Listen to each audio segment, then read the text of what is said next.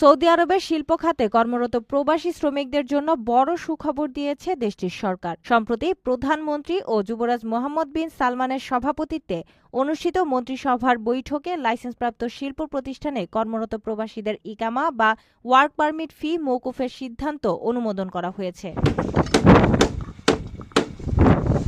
দীর্ঘ ৭ থেকে ৮ বছর পর এই ফি মওকুফ করার সিদ্ধান্তটি মূলত সৌদি আরবের ভিশন ২০৩০ বাস্তবায়নের অংশ।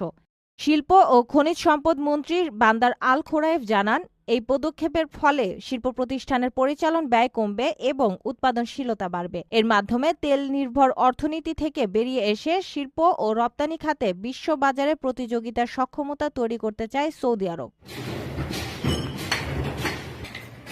নতুন এই সিদ্ধান্তের ফলে শিল্প মালিকরা অটোমেশন ও কৃত্রিম বুদ্ধিমত্তার মতো আধুনিক প্রযুক্তি গ্রহণে উৎসাহিত হবেন। এছাড়া এই নীতি বিদেশি বিনিয়োগকারীদের জন্য সৌদি আরবে আরও অনুকূল পরিবেশ তৈরি করবে। নির্মাণ ও স্বাস্থ্যসেবার পাশাপাশি